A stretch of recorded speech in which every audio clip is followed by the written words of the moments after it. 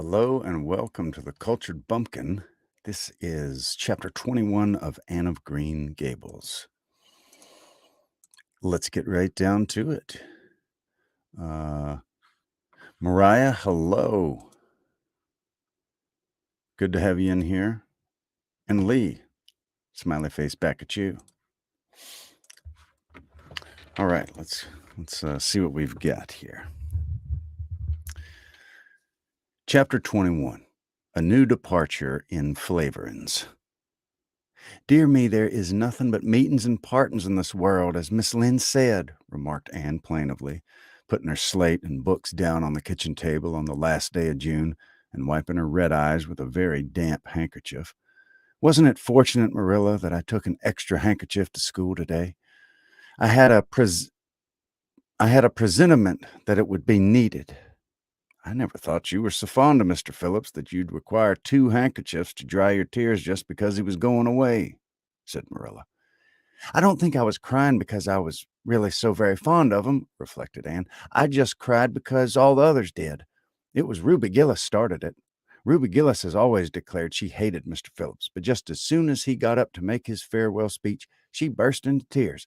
Then all the girls began to cry, one after the other. I tried to hold out, Marilla. I tried to remember the time Mr. Phillips made me sit with a boy, and the time he spelled my name without an E on the blackboard, and how he said I was the worst dunce he ever saw at geometry and laughed at my spelling, and all the times he had been so horrid and sarcastic.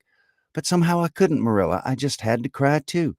Jane Andrews has been talking for a month about how glad she'd be when Mr. Phillips went away, and she declared she'd never shed a tear. Well, she was worse than any of us and had to borrow a handkerchief from her brother.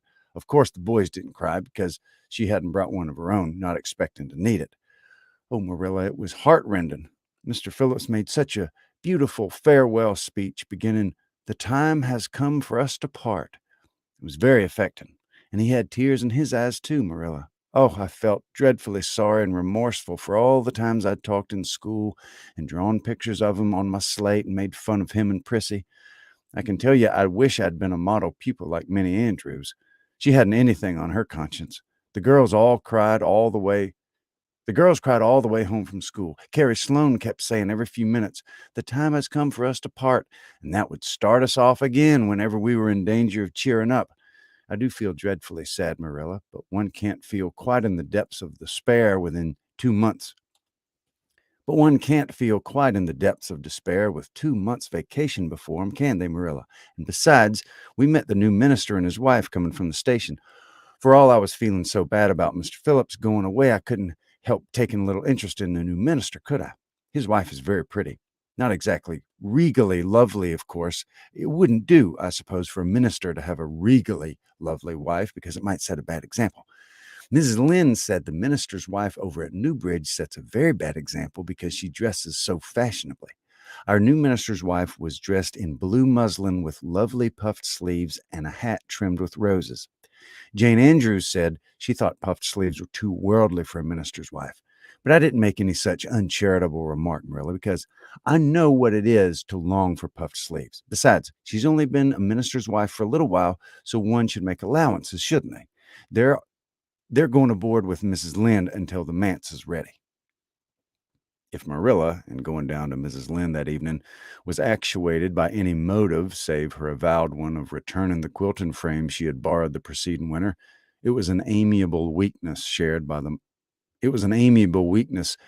most of the Avonlea people. Many a thing Mrs. Lynde had lent, sometimes never expecting to see it again, came home that night in charge of the borrowers thereof. A new minister, and moreover a minister with a wife, was a lawful object of curiosity in a quiet little country settlement where sensations were few and far between. Old Mr. Bentley, the minister whom Anne had found lacking in imagination, had been pastor of Avonlea for 18 years. He was a widower when he came, and a widower he remained, despite the fact that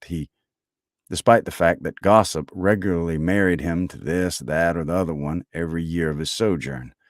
In the preceding February, he had resigned his charge and departed amid the regrets of his people, most of whom had the affection of being most of whom had the affection born of long intercourse for their good old minister in spite of his shortcomings as an orator. Since then, the Avonlea Church had enjoyed a variety of religious dissipation and listening in the many and Since then, the Avonlea Church had enjoyed a variety of religious dissipation in listening to the many and various candidates and supplies who came Sunday after Sunday to preach on trial. These stood or fell by the judgment of the fathers and mothers in Israel. But a certain small, red-haired girl who sat meekly in the corner of the old Cuthbert pew also had her opinions about him and discussed the same in full with Matthew, Marilla always declining from principle to criticize ministers in any shape or form. "I don't think Mr. Smith would have done, Matthew," was Anne's final summing up. "Mrs. Lynde said his delivery was so poor, but I think his worst fault was just like Mr. Bentley's. He had no imagination. And Mr. Terry had too much. He let it run away with him, just as I did mine in the matter of the haunted woods. Besides, Mrs. Lynde says his easy for you to say. What are we in London? I'm trying to put an F for a TH. Besides, Mrs. Lynde says his theology wasn't sound. Mr. Gresham was a very good man and a very religious man, but he told too many funny stories and made the people laugh in church. He was undignified, and you must have some dignity about a minister, mustn't you, Matthew? I thought Mr. Marshall was decidedly attractive, but Mrs. Lynde said he isn't married or even engaged because she made special inquiries about him, and she says it would never do to have a young unmarried minister in Avonlea because he might marry in the congregation, and that would make trouble. Mrs. Lynde is a very far-seeing woman, isn't she, Matthew? I'm very glad they've called Mr. Allen. I liked him because his sermon was interesting, and he prayed as if he meant it and not just as if he did it because he was in the habit of it. Mrs. Lynde says he isn't perfect, but she says she supposes we couldn't expect a perfect minister for $750 a year. And anyhow, his theology is sound because she questioned him thoroughly on all the points of doctrine. And she knows his wife's people, and they're the most and she knows his wife's people, and they are most respectable, and the women are all good housekeepers. Mrs. Lynde says that sound doctrine in the man and good housekeeping in the woman make an ideal combination for a minister's family. The new minister and his wife were a young, pleasant-faced couple still on their honeymoon, and full of all good and beautiful enthusiasms in their chosen life work. Avonlea opened its heart to them from the start. Old and young liked the frank, cheerful young man with his high ideals and the bright, gentle little lady who assumed the mistressship of the manse. With Mrs. Allen, Anne fell promptly and wholeheartedly in love. She had discovered another kindred spirit. "Mrs. Allen is perfectly lovely," she announced one Sunday afternoon. "She's taken our class, and she's a splendid teacher. She said right away she didn't think it was fair for the teacher to ask all the questions, and you know, Marilla, that is exactly what I've always thought. She said we could ask her any question we liked, and I asked ever so many. I'm good at asking questions, Marilla." "I believe you," was Marilla's emphatic compliment. Nobody else asked any except Ruby Gillis, and she asked if there was to be a Sunday school picnic this summer. I don't think that was a very proper question to ask because it had any connection with the lesson. The lesson was about Daniel and the lion's den, but Mrs. Allen just smiled and said she thought there would be. Mrs. Allen has a lovely smile. She has such exquisite dimples in her cheeks. I wish I had dimples in my cheeks, Marilla. I'm not half so skinny as I was when I came here, but I have no dimples yet. If I had, perhaps I could influence people for good. Mrs. Allen said we ought to always try to influence other people for good. She talked so nice about everything. I never knew before that religion was such a cheerful thing. I always thought it was kind of melancholy. But Mrs. Allen's isn't, and I'd like to be a Christian if I could be one like her. I wouldn't want to be one like Mr. Superintendent Bell. "It's very naughty of you to speak so about Mr. Bell," said Marilla severely. "Mr. Bell is a very good man." "Oh, of course he's good," agreed Anne, "but he doesn't seem to get any comfort out of it. If I could be good, I'd dance and sing all day because I was glad of it. I suppose Mrs. Allen is too old to dance and sing, and of course it wouldn't be dignified in a minister's wife, but I can just feel she's glad she's a Christian, and she'd be one even if she couldn't get to heaven without it. I suppose we must have Mr. and Mrs. Allen up to tea some day soon, said Marilla reflectively. They've been almost everywhere but here. Let me see. Next Wednesday would be a good time to have them. But don't say a word to Matthew about it, for if he knew they were coming, he'd find some excuse to be away that day. He got so used to Mr. Bentley he didn't mind him, but he's going to find it hard to get acquainted with a new minister, and a new minister's wife will frighten him to death. I'll be as secret as the dead, assured Anne. But oh, Marilla, will you let me make a cake for the occasion? I'd love to do something for Mrs. Allen, and you know I can make a pretty good cake by this time. You can make a layer cake, promised Marilla. Quick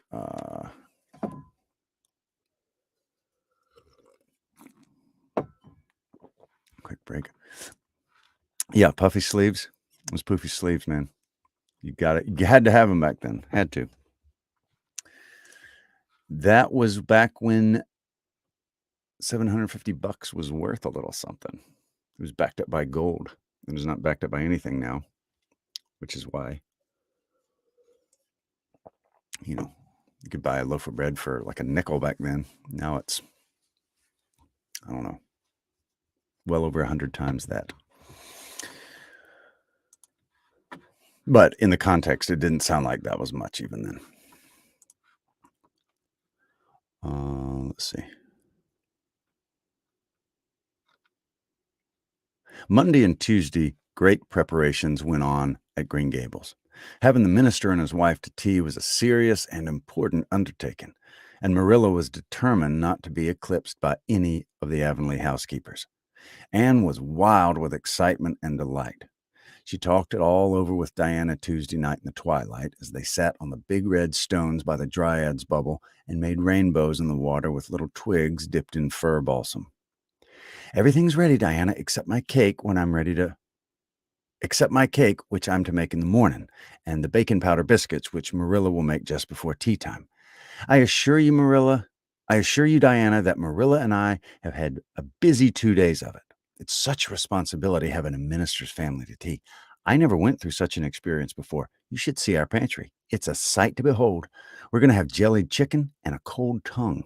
We're to have 2 kinds of jelly, red and yellow, and whipped cream and lemon pie and cherry pie, 3 kinds of cookies and fruit cake, and Marilla's famous yellow plum preserves that she keeps especially for ministers, and pound cake, and layer cake, and biscuits, as aforesaid, and new bread and old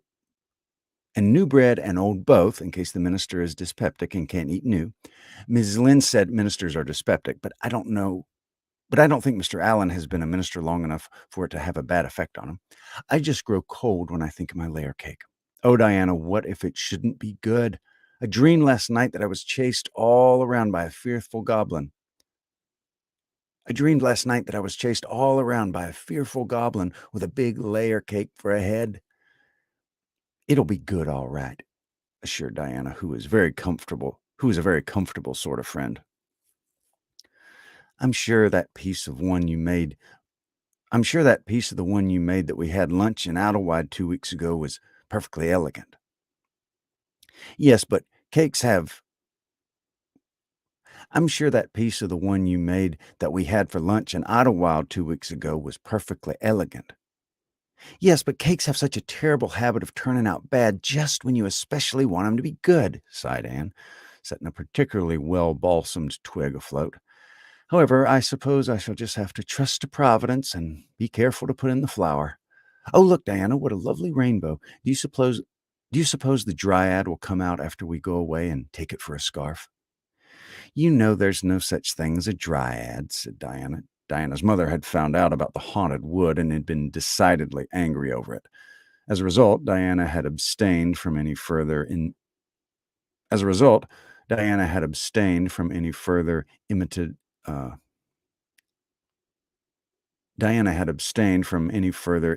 flights of imagination, and did not think it prudent to cultivate a spirit of belief even in harmless dryads. But it's so easy to imagine there is, said Anne. "Every night, before I go to bed, I look out of the window and wonder if the dryad is really sitting here, combing her locks with the spring for a mirror. Sometimes I look for her footprints in the dew in the morning. Oh, Diana, don't give up your faith in the dryad." Wednesday morning came. Anne got up at sunrise because she was too excited to sleep. She had caught a severe cold in the head by reason of her dabbling in the spring on the preceding evening, but nothing short of absolute pneumonia would have quenched her interest in culinary matters that morning. After breakfast, she proceeded to make her cake. When she finally shut the oven door, she drew it. When she finally shut the oven door upon it, she drew a long breath. "I'm sure I haven't forgotten anything this time, Marilla. But do you think it'll rise? Just suppose perhaps the baking powder isn't good.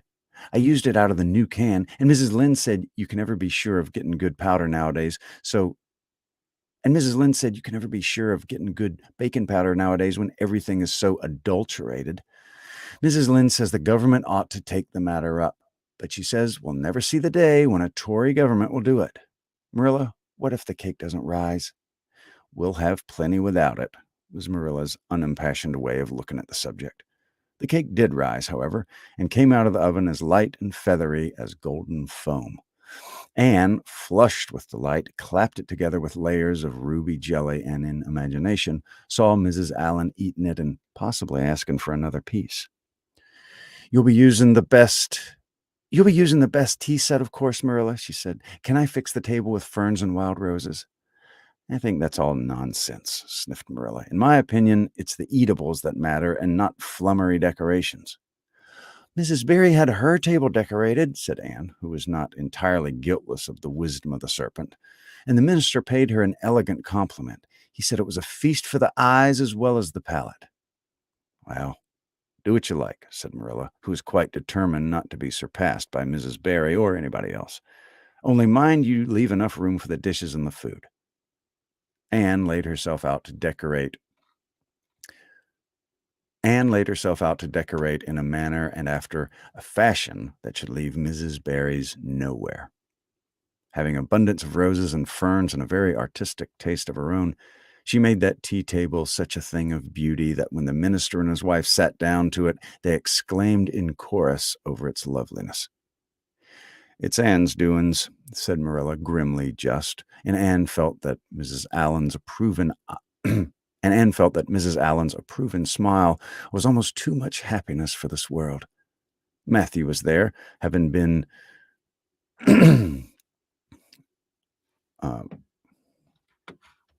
Matthew was there, having been invited into the party, only goodness and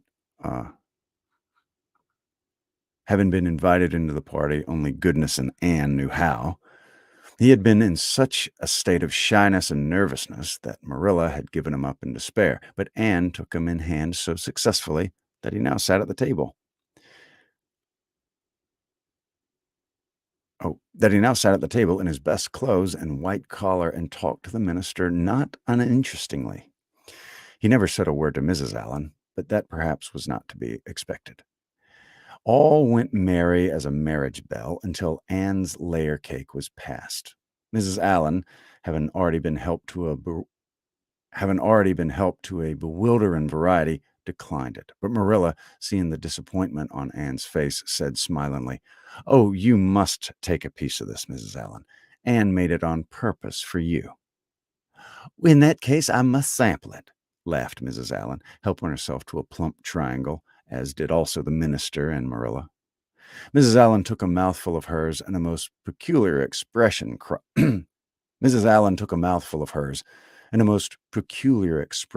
crossed her face. Not a word did she say, however, but steadily ate away at it. Marilla saw the expression and hastened to taste the cake. "Anne Shirley," she exclaimed, "what on earth did you put into that cake?" "Nothing but what the recipe said, Marilla," cried Anne with a look of anguish. "Oh, isn't it all right?" "All right? It's simply horrible. Mr. Allen, don't try to eat it. Anne, taste it yourself. What flavoring did you use?" "Vanilla," said Anne, her face scarlet with mortification after tasting the cake. "Only vanilla. Oh, Marilla, it must have been the baking powder. I had my suspicions of that baking powder fiddlesticks. Go and bring the bottle of vanilla you used." Anne fled to the pantry and returned with a small bottle partially filled with a brown liquid labeled yellowy. And returned with a small Anne fled to the pantry and returned with a small bottle partially filled with a brown liquid labeled yellowy best vanilla. Marilla took it, uncorked it, smelled it. Mercy on us, Anne. You flavored the cake with Mercy on us, Anne. You flavored that cake with anodyne liniment. I broke the liniment bottle last week and poured what was left into an old empty I broke the liniment bottle last week and poured what was left into an old empty vanilla bottle. I suppose it's partly my fault. I should have warned you. But for pity's sake, why couldn't you have smelled it? Anne dissolved into tears under this double disgrace. I couldn't. I had such a cold. And with this, she fairly fled to the gable chamber, and she cast herself upon the bed and wept as one who refuses to be comforted. Presently, a light step sounded on the stairs, and somebody entered the room. "Oh, Marilla," sobbed Anne without looking up, "I'm disgraced forever. I shall never live this down. It'll get out. Things always do get out in Avonlea. Diana will ask me how my cake turned out, and I shall have to tell her the truth. I shall always be pointed at as the girl who flavored a cake with anodyne liniment. Guilt. The boys in school will never get over laughing at it. Oh, Marilla, if you have a spark of Christian pity, don't tell me that I must go down and wash the dishes after this. I'll wash them when the minister and his wife are gone, but I cannot ever look Mrs. Allen in the face again. Perhaps she'll think I tried to poison her. Mrs. Lynde said she knows an orphan girl who tried to poison her benefactor, but liniment isn't poisonous. It's meant to be taken internally, although not in cakes. Won't you tell Mrs. Allen so, Marilla?" "Suppose you jump up and tell her so yourself," said a merry voice. Anne flew up to find Mrs. Allen standing by her bed, surveying her with laughing eyes. "My dear little girl, you mustn't cry like this," she said, genuinely disturbed by Anne's tragic face. "Why, it's all just a funny mistake that anybody might make." "Oh, no, it takes me too much. Oh, no, it takes me to make, sorry. Oh, no, it takes me to make such a mistake," said Anne forlornly, "and I wanted to have that cake so nice for you, Mrs. Allen." "Yes, I know, dear, and I assure you I appreciated your kindness and thoughtfulness just as much as if it had turned out all right. Now you mustn't cry any more, but come down with me and show me your flower garden. Miss Cuthbert tells me you got a little plot all of your own. I want to see it, for I'm very much interested in flowers." Anne permitted herself to be led down and comforted, reflecting that it was really providential that Mrs. Allen was a kindred spirit. Nothing more was said about the liniment cake, and when the guests went away, Anne found that she had enjoyed the evening more than could be expected, considering that terrible incident. Nevertheless, she sighed deeply. "Marilla, isn't it nice to think that tomorrow is a new day with no mistakes in it yet?" "I'll warrant you'll make plenty in it," said Marilla. "I never saw your beat for making mistakes, Anne." "Yes, and well I know it," admitted Anne mournfully. "But have you ever noticed one encouraging thing about me, Marilla? I never make the same mistake twice." "I don't know that's much benefit when you're always making new ones." "Oh, don't you see, Marilla, there must be a limit to the mistakes one person can make. And when I get to the end of them, then I'll be through with them. That's a very comforting thought." "Well, you'd better go and give that cake to the pigs," said Marilla. "It isn't fit for any human to eat, not even Jerry."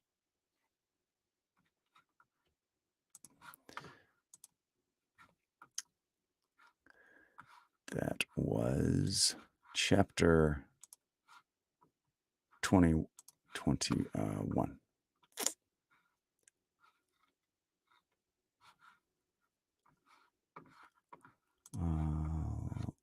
I'm sorry, let's see.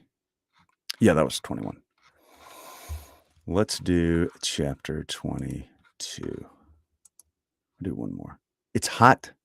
I'm kind of getting sweaty, but I think I've got one more in me.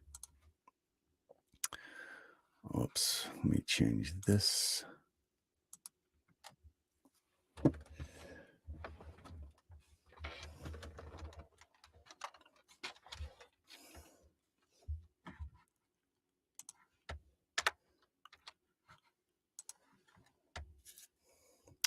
Hope you're doing well tonight. If you're live or catching the replay, appreciate you watching it. And if you didn't mind, could you hit the little like button? Not too hard, just a little boop. Some people say smash it. I never say that. You don't smash the button. You boop it lightly. And then and if you're not subscribed, you ought to, because we do this kind of thing a lot. And this one has 38 chapters, I think, and this is chapter 22. So we're getting close. We're well over halfway done with it. Chapter 22. Anne is invited out to tea. "And what are your eyes popping out of your head about now?" asked Marilla, when Anne had just come in from a run to the post office. "Have you ever discovered another kindred spirit?" Excitement hung around Anne like a garment, shone in her eyes, kindled in every feature. She had come dancing up the lane like a wind-blown sprite through the yellow sunshine and lazy shadows of the August evening. "No, Marilla, but oh, what do you think? I'm invited to tea at the manse tomorrow afternoon. Mrs. Allen left a letter for me at the post office. Just look at it, Marilla. Miss Anne Shirley, Green Gables. That is the first time I was ever called Miss. Such a thrill as it gave me. I shall ever cherish it among my choicest treasures." "Mrs. Allen told me she meant to have all the members of her Sunday school class to tea in turn," said Marilla, regarding the wonderful event. Very coolly.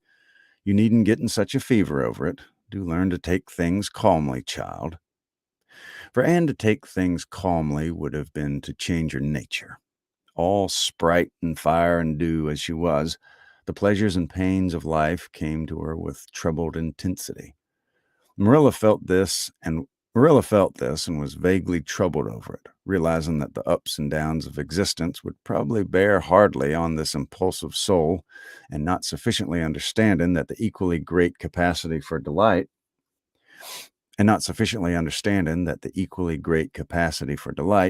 might more than compensate. Therefore, Marilla conceived it to be her duty to drill Anne into a tranquil uniformity of disposition as impossible and alien to her as to a dancing sunbeam in one of the brook shadows. She did not make much headway, as she sorrowfully admitted to herself. The downfall of some dear hope or plan plunged Anne into deeps of affliction. The fulfillment thereof exalted her to dizzy realms of delight. Marilla had almost begun to despair of ever fashioning this waif of the world into her model little girl of demure manners and prim deportment. Neither would she have believed that she really liked Anne much better as she was. Anne went to bed that night speechless with misery, because Matthew said the wind was round northeast and he feared it would be a rainy day tomorrow. The rustle of the poplar leaves about the house worried her. It sounded so much like pattering raindrops, and the full, faraway roar of the Gulf, to which she listened delightedly at other times, loving its strange, sonorous, haunting rhythm, now seemed like a prophecy of storm and disaster to a small maiden who particularly wanted a fine day. Anne thought that morning would never come.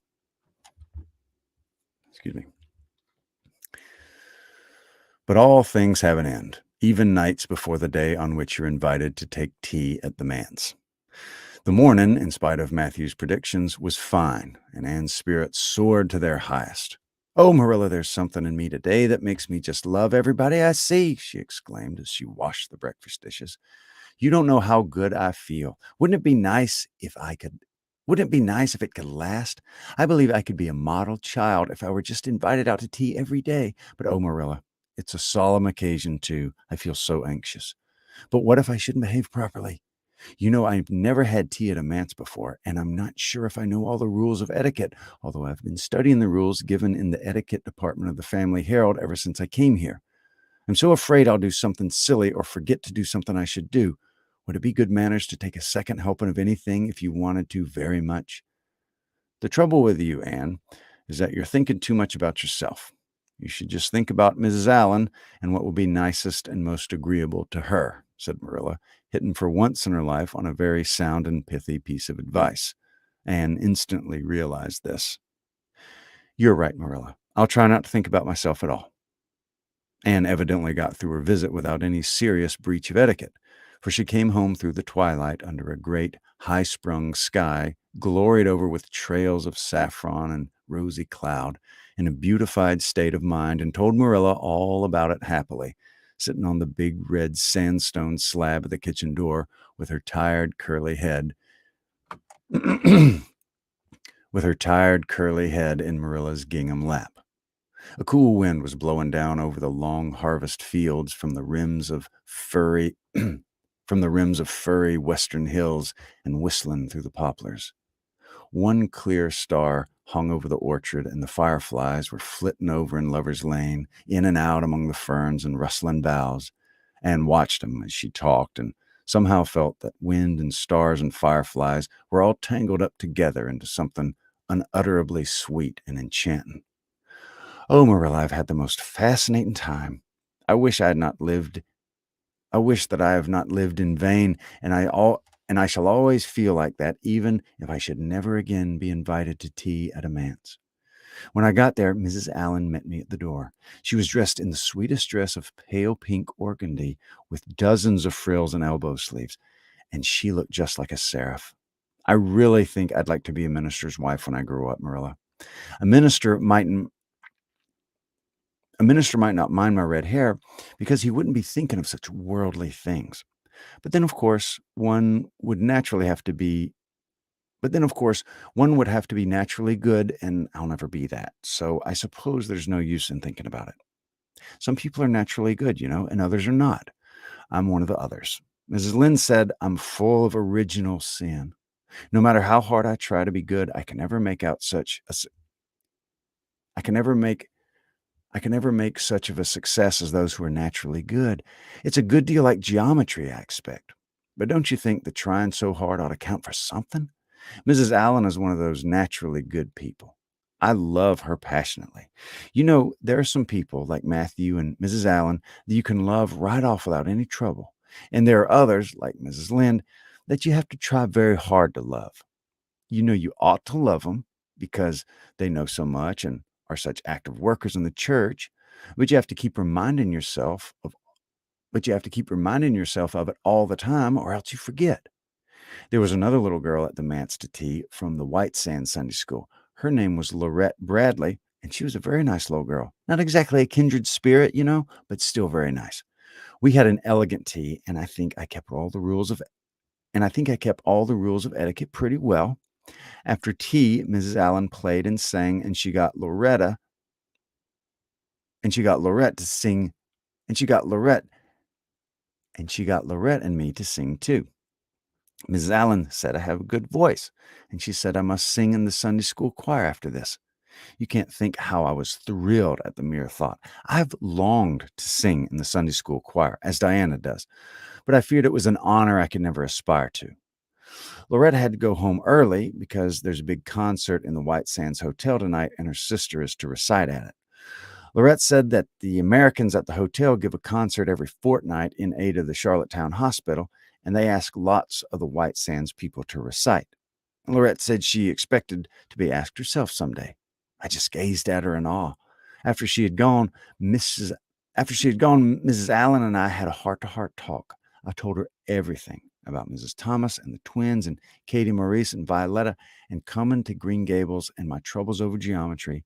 And would you believe it, Marilla? Mrs. Allen told me she was a dunce at geometry too. You don't know how that encouraged me. Mrs. Lynde came to the manse just before I left, and what do you think, Marilla? The trustees have hired a new teacher, and it's a lady. Her name is Miss Stacy. Isn't that a romantic name? Mrs. Lynde said they've never had a female teacher in Avonlea before, and she thinks it's a dangerous innovation. But I think it'll be splendid to have a lady teacher, and I really don't know how I'm going to live through the 2 weeks before school begins. I'm so impatient to see her. All right, that was chapter 22. I also was a dunce at geometry. Anybody else a dunce at geometry? I was no Euclid. Little Euclid kid. So, well, I am about to burst into flames because I'm so hot in this little stifling box. And so I am about to go. But thank you very much for joining, and we'll try to do it again tomorrow night. So thank you very much for watching, and y'all be good. You're very welcome, Mariah. You have a great night. Thank you. I'll try.